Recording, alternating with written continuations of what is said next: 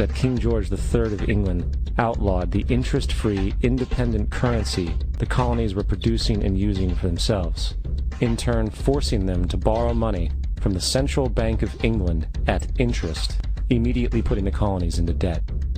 And as Benjamin Franklin later wrote, the refusal of King George III to allow the colonies to operate an honest money system which freed the ordinary man from the clutches of the money manipulators was probably the prime cause of the Revolution.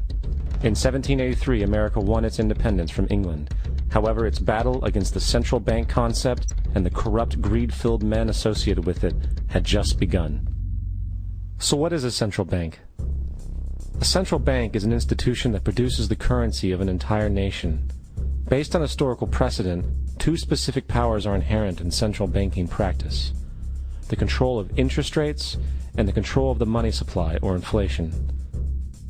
The central bank does not simply supply a government's economy with money, it loans it to them at interest. Then, through the use of increasing and decreasing the supply of money, the central bank regulates the value of the currency being issued.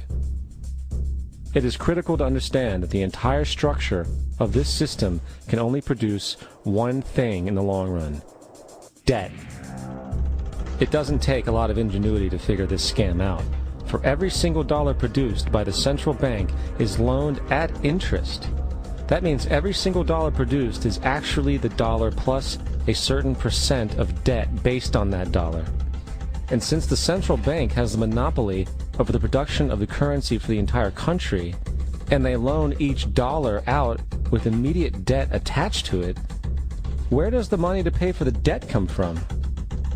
It can only come from the central bank again, which means the central bank has to perpetually increase its money supply to temporarily cover the outstanding debt created, which in turn, since that new money is loaned out at interest as well, creates even more debt.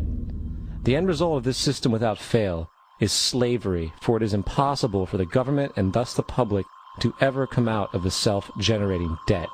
The founding fathers of this country were well aware of this.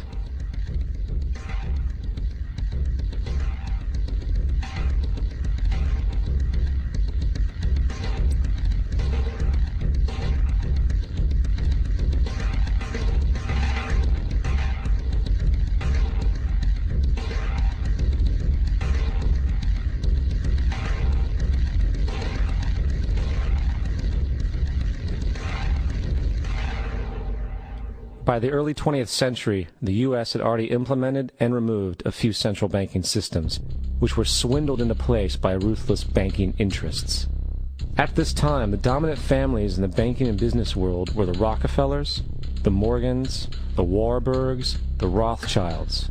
And in the early 1900s, they sought to push once again legislation to create another central bank.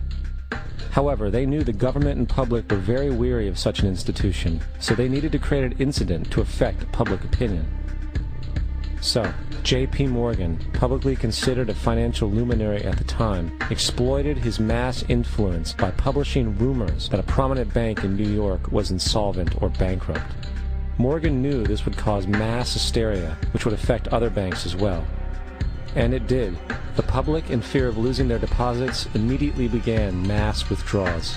Consequently, the banks were forced to call in their loans, causing the recipients to sell their property, and thus a spiral of bankruptcies, repossessions, and turmoil emerged. Putting the pieces together a few years later, Frederick Allen of Life magazine wrote, "The Morgan interests took advantage to precipitate the panic, guiding it shrewdly as it progressed." Unaware of the fraud, the Panic of 1907 led to a congressional investigation headed by Senator Nelson Aldrich, who had intimate ties to the banking cartels and later became part of the Rockefeller family through marriage. The commission, led by Aldrich, recommended a central bank should be implemented so a panic like 1907 could never happen again. This was the spark the international bankers needed to initiate their plan. In 1910, a secret meeting was held at a J.P. Morgan estate on Jekyll Island off the coast of Georgia. It was there that the central banking bill called the Federal Reserve Act was written. This legislation was written by bankers, not lawmakers.